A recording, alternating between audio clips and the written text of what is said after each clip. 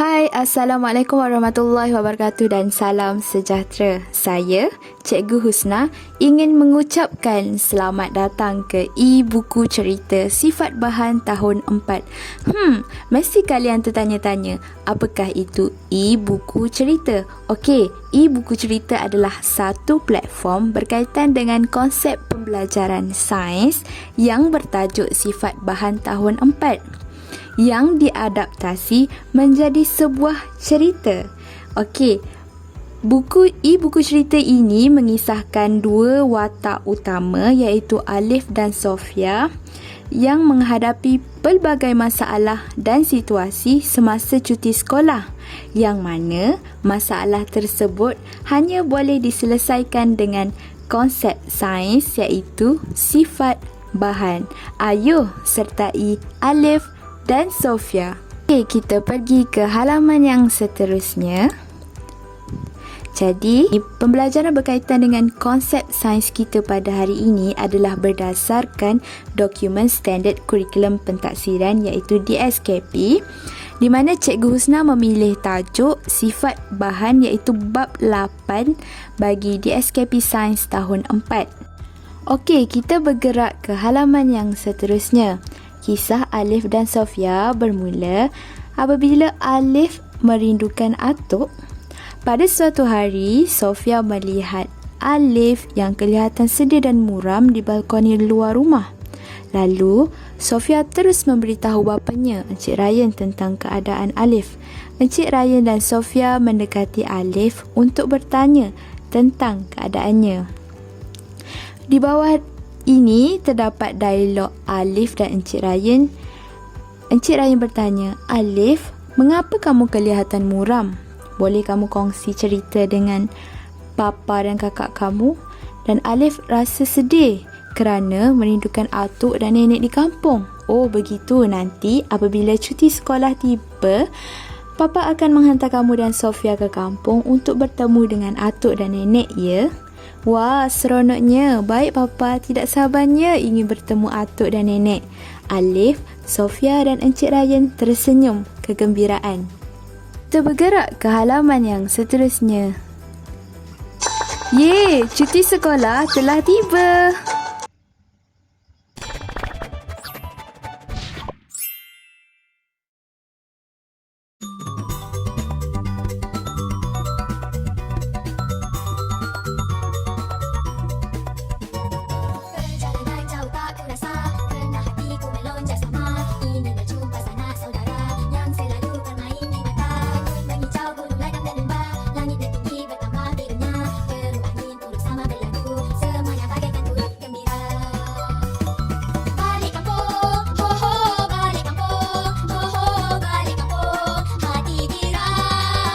Seterusnya, kita pergi ke bahagian bawah di mana ia adalah diary perancangan cuti sekolah Alif. Okey, diary ini adalah di mana Alif merancang aktiviti Alif dan Sofia di kampung, di mana setiap aktiviti ini terdapat penyelesaian masalah dan situasi. Jadi, ayo bersama kita lengkapkan petikan di bawah iaitu pada hari Isnin, atuk Alif dan Sofia akan yang berhampiran dengan kampung mereka. Jadi, apakah jawapannya? Pilihan jawapan yang tepat adalah bermandi-mandi di sungai. Kerana pada hari Isnin, atuk Alif dan Sofia akan bermandi-mandi di sungai yang berhampiran dengan kampung mereka. Atuk meminta Alif dan Sofia untuk membawa pelampung semasa berenang di sungai. Opah juga akan menyiapkan makanan untuk berkelah dan bersantai selepas mandi-manda. Seterusnya, pada hari Selasa, Alif dan kakaknya akan di Taman Bunga Opah. Jadi, jawapan yang paling tepat adalah membantu Opah untuk menanam pokok bunga. Seterusnya, pada hari Rabu, Alif dan Sofia akan, hal ini kerana Opah selalu sakit dan kurang sihat, nasi lemak yang dijual oleh Opah diletakkan di gerai Pakcik Mutu. Jadi, jawapan yang paling sesuai adalah pada hari Rabu, Alif dan Sofia akan membantu Opah menghantar nasi lemak ke gerai. Dan yang terakhir, pada hari Khamis, Alif dan Sofia akan Kebun getah berada di belakang rumah Atuk. Alif akan bertanya Atuk tentang kegunaan getah. Jadi, jawapan ini adalah belajar cara untuk menoreh getah dengan Atuk. So, di sini ada butang cek di mana kita boleh mendapat tahu adakah jawapan yang kita jawab betul atau salah. Jadi, Ayu tekan cek. Your score is 4/4. So, semua jawapan yang dijawab adalah betul. Kita bergerak ke halaman yang seterusnya di segmen Jom ke Sungai. Berdasarkan diary perancangan Alif, iaitu pada hari Isnin, Alif dan Sofia akan pergi ke sungai. So, jadi ceritanya pada pagi hari Isnin, Alif, Sofia, Atuk dan Nenek ingin berkelah ke sungai. Atuk meminta Alif untuk membawa pelampung ketiga mandi di sungai. Setelah mengisi angin ke dalam pelampung, Alif terjun ke sungai dan mendapati bahawa bajunya basah tetapi pelampungnya tidak basah. Mengapa ini terjadi? Atuk menjelaskan kepada Alif bahawa bajunya mempunyai sifat yang boleh menyerap air, manakala pelampung yang digunakan tidak boleh menyerap air. Pelampungnya yang diperbuat daripada plastik bersifat kalis air dan tidak akan basah. Jadi di sini Cikgu Husna menceritakan tentang sifat bahan, iaitu ciri yang pertama tadi berdasarkan di SKP, berkaitan dengan bahan yang boleh menyerap air dan bahan yang tidak boleh menyerap air. Jadi situasi ini di mana Alif terjun ke sungai dan mendapati bajunya basah, pelampungnya tidak basah. Dan Atuk pula menjelaskan bahawa bajunya boleh menyerap air, manakala pelampungnya yang bersifat yang diperbuat daripada plastik tidak dapat menyerap air. Jadi, cikgu ingin menyatakanlah bahawa kain sifatnya boleh menyerap air, manakala plastik sifatnya kalis air. Seterusnya, bergerak kepada nota ringkas Alif, di mana cikgu menyediakan satu nota yang berkaitan dengan bahan serap air dan kalis air. Terdapat bahan yang boleh menyerap air dan bahan yang kalis air. Okey, bahan yang menyerap air menjadi basah apabila terkena air, manakala bahan yang tidak menyerap air disebut bahan kalis air dan tidak jadi basah apabila terkena air. Jadi, ini adalah dua kategori bahan yang boleh menyerap air dan bahan yang tidak boleh menyerap air.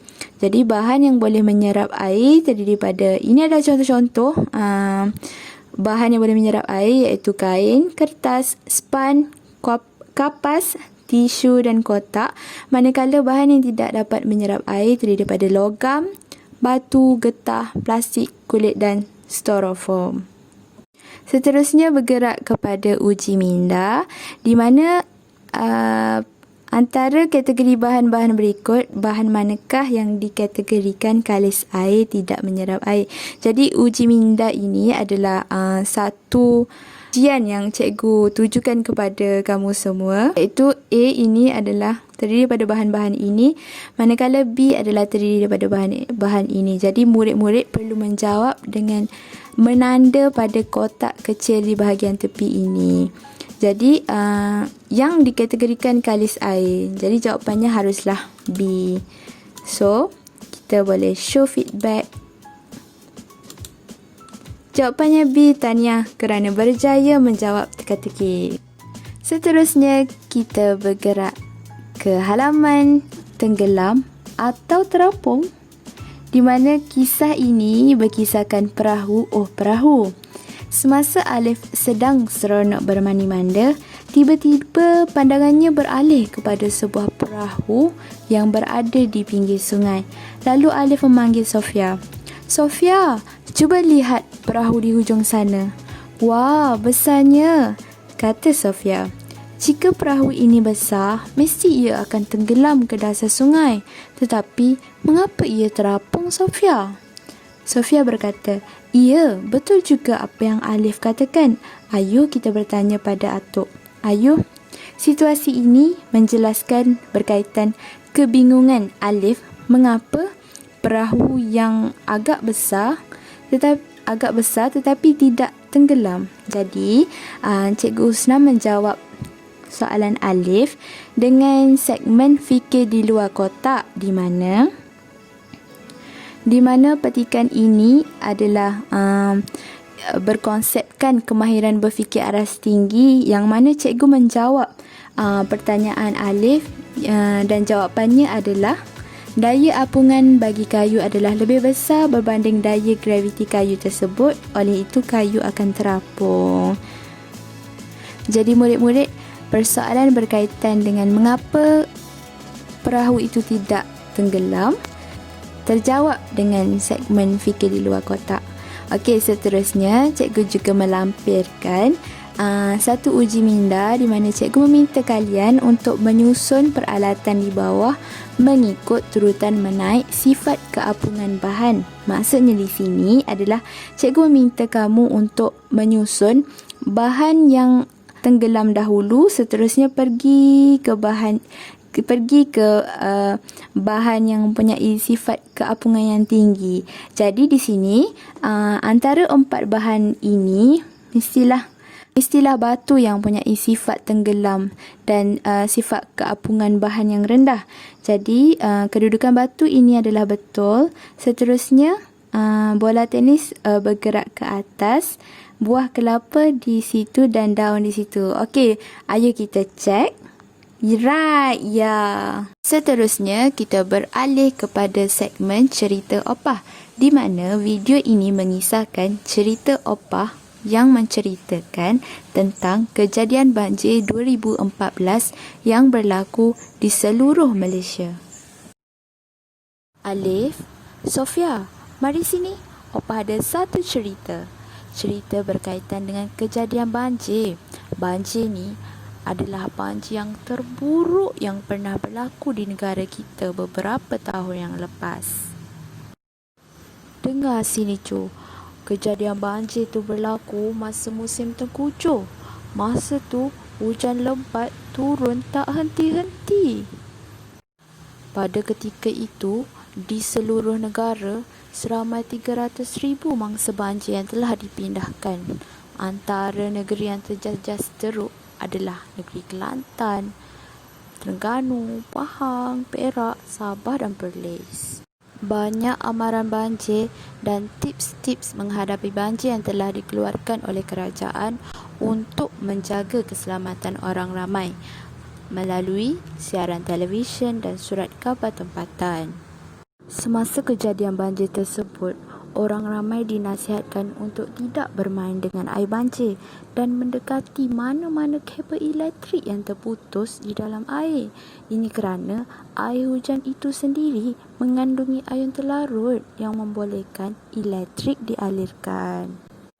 Jika seorang individu mendekati kabel elektrik yang terputus dan menyentuh barangan elektrik dengan tangan yang basah, kejutan elektrik akan berlaku dan boleh menyebabkan kematian cu.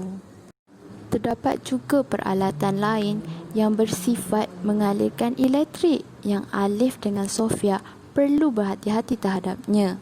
Antaranya adalah logam, air laut dan aluminium. Dan ada juga bahan yang tidak dapat mengalirkan elektrik atau kita panggil sebagai penebat elektrik yang boleh digunakan untuk mengelakkan berlakunya kejutan elektrik semasa banjir, iaitu seperti getah, plastik dan gelas. Dah lewat malam. Okeylah cu, kamu berdua pergilah masuk tidur. Mesti Alif dan Sofia penat kan bermandi-mandi di sungai tadi. Okey, selamat malam.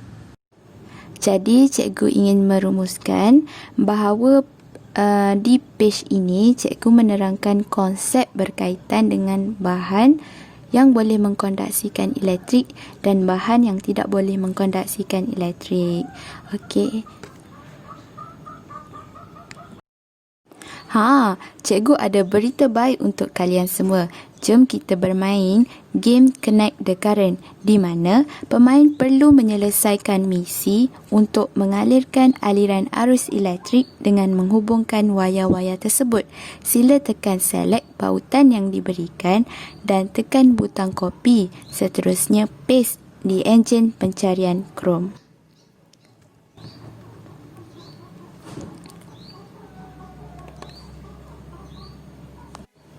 Tekan butang play. Tekan butang start. Play. Seterusnya, pelajar haruslah menyambungkan wayar-wayar tersebut untuk mengalirkan arus elektrik dan mentol ini akan menyala. Jadi, jom kita start.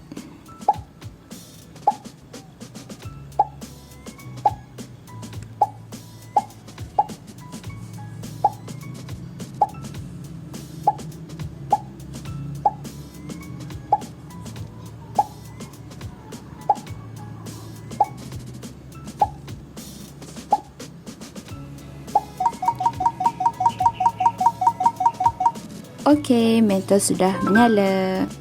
Seterusnya, kita pergi kepada segmen gotong royong rumah opah. Tingkap kaca, pintu kayu dan botol plastik. Okey, pada suatu hari yang damai, Alif bangun di awal pagi. Selepas siap bersarapan pagi, opah meminta Alif untuk membantunya membersihkan rumah. Alif ditugaskan untuk mengelap tingkap-tingkap kaca, manakala Sofia pula akan menyapu sampah.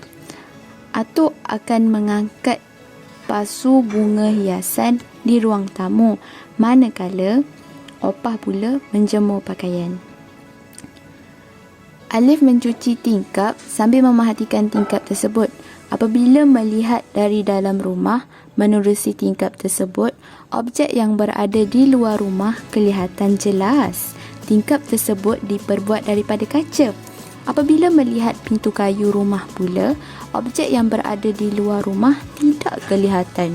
Alif mengambil botol air plastik yang berada di atas meja dan melihat keluar rumah menerusi botol air tersebut. Alif mendapati bahawa objek yang berada di luar rumah kelihatan sama-sama. Jadi, di sini cikgu merumuskan bahawa ini adalah konsep bahan di mana bahan ada terdapat bahan yang boleh menembusi cahaya dan terdapat juga bahan yang tidak boleh menembusi cahaya. Jadi, tingkap kaca dikelaskan sebagai lut sinar yang mana keseluruhan cahaya dapat ditembus.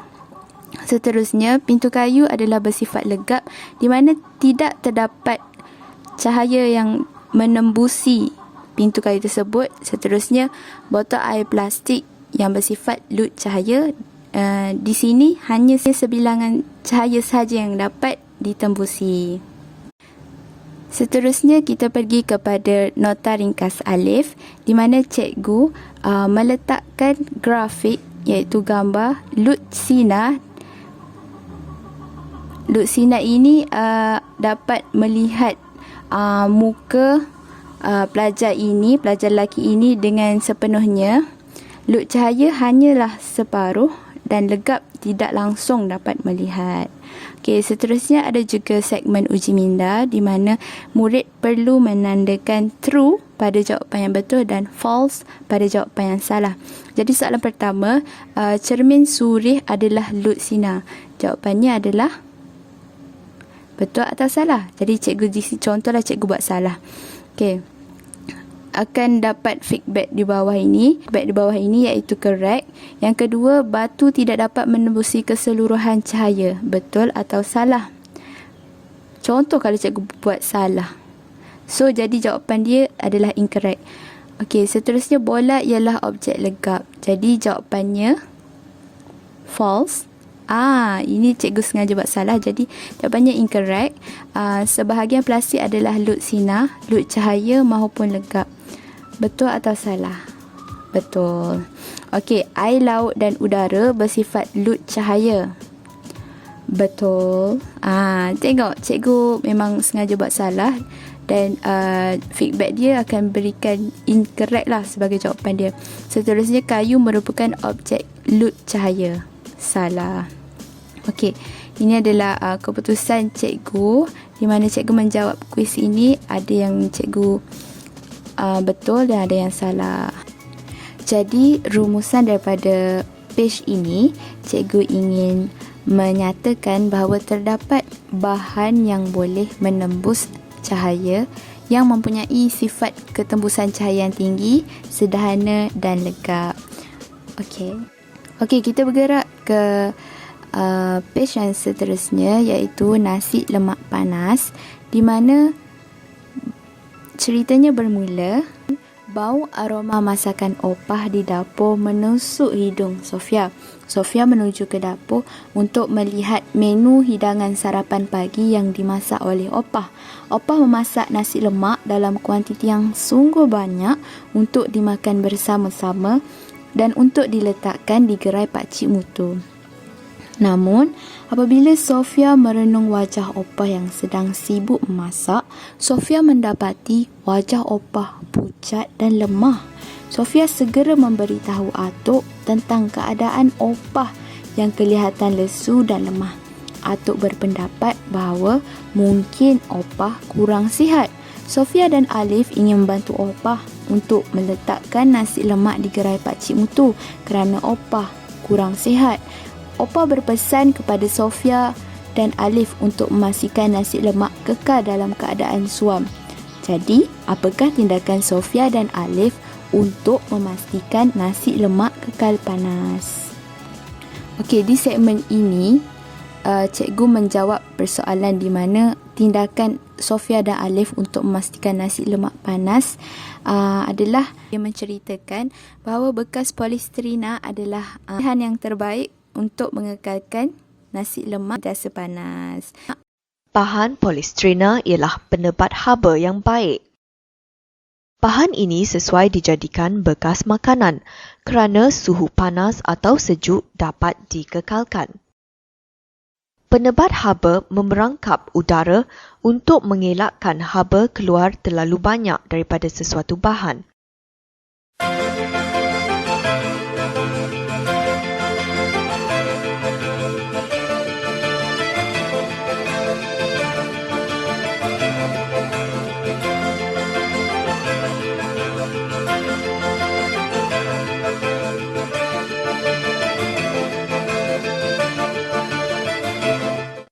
Selain daripada bekas polistrina, kapas ataupun kain juga boleh digunakan untuk mengekalkan suhu sesuatu bekas. Pernah kamu makan nasi lemak? Tentu pernah. Bagaimanakah nasi lemak dapat kekal panas apabila dijual? Jawapannya ialah kerana nasi disimpan di dalam bekas khas yang mempunyai bahan penebat haba. Ini mengelakkan nasi daripada sejuk. Seterusnya terdapat juga uji minda di mana arahannya adalah isikan ruangan kosong di bawah. Bahan yang boleh mengalirkan haba dengan baik adalah seperti di sini murid dapat meletakkan jawapan yang sesuai dan boleh melihat jawapannya adalah betul atau salah dengan menekan butang get score dan show clear answer. Jadi, pada halaman ini, cikgu ingin menyatakan bahawa terdapat bahan yang boleh memerangkap haba dan bahan yang boleh mengalirkan haba. Jadi, sifat bahan seperti polistrina, kain adalah contoh bahan yang boleh memerangkap haba. Manakala bahan seperti logam adalah pengalir haba yang baik. Seterusnya, penggambaraan Alif dan Sofia adalah di kebun rahsia atuk. Getah? Suatu pagi yang tenang, atuk sedang bersiap-siap dengan memakai baju dan menggantungkan lingkaran penghalau nyamuk di badannya. Semasa atuk ingin menyarungkan kasut getahnya, Alif datang dan bertanya ke mana atuk hendak pergi. Atuk memberitahu Alif tentang hajatnya ingin ke kebun rahsia. Alif tertanya-tanya, tambah atuk, hasil tumbuhan daripada kebun ini dapat menjada pendapatan dan dapat menghasilkan barangan harian yang pelbagai kegunaan. Alif bertanya kepada atuk, adakah kebun rahsia yang dimaksudkan oleh atuk ialah kebun durian? Atuk menggeleng perlahan dan menjawab, bukan Alif, kebun rahsia yang atuk maksudkan adalah kebun getah. Alif membalas, ialah getah dapat menghasilkan pelbagai peralatan. Seterusnya, Cikgu juga ada lampirkan nota ringkas Alif di mana nota ini bertajuk kekenyalan bahan. Kekenyalan ialah keadaan sesuatu bahan yang dapat kembali ke bentuk asal apabila diregangkan atau dimampatkan, dan terdapat bahan yang kenyal dan bahan yang tidak kenyal. Bahan yang kenyal terdiri daripada getah, manakala bahan yang tidak kenyal terdiri daripada kayu, logam, kulit, plastik dan kaca. Seterusnya kita bergerak kepada segmen uji minda, di mana di sini Cikgu Husna melampirkan dua soalan. Itu soalan pertama, apakah contoh bahan yang tidak diperbuat daripada getah? Jadi kamu semua boleh menekan di bahagian kotak sebelah kiri, kotak kecil ini, iaitu contohnya A dan B, dan seterusnya tekan show feedback. Ya, semua jawapan dijawab dengan tepat. Seterusnya, soalan yang kedua adalah semua bahan di bawah mempunyai sifat kekenyalan yang tinggi kecuali A. selipar, B. shampoo, C. sarung tangan getah. Jadi jawapannya adalah, sebab di sini adalah kecuali, jadi jawapannya adalah A dan B. Okey, tekan show feedback. Okey, done. Dan kita pula bergerak ke page yang terakhir sekali, mission accomplished. Jadi daripada buku cerita ini, Cikgu Husna dapat merumuskan bahawa di sebalik cerita dan masalah yang dihadapi oleh Alif dan Sofia, terdapat konsep sains sifat bahan yang diterapkan dalam setiap situasi tersebut, yang bermula dengan mula-mula tadi, iaitu bermandi-manda. Jadi cikgu selitkan berkaitan dengan sifat bahan kalis air dan serap air. Yang kedua, jom ke sungai, situasi perahu tenggelam dan timbul. Yang ketiga adalah di mana Alif dan Sofia bergotong royong di rumah opah. Jadi cikgu menjelaskan berkaitan dengan konsep sifat penebusan cahaya, iaitu lut sinar, lut cahaya dan legap. Seterusnya nasi lemak panas, di mana konsep pengalih haba dan penebat haba dimasukkan. Dan yang terakhir adalah kebun rahsia atuk, di mana sifat kekenyalan bahan telah diterapkan. Okey, sekian sahaja daripada Cikgu Husna. Diharapkan kalian semua dapat mengambil input-input yang berguna dan memahami tajuk sifat bahan tahun 4. Terima kasih.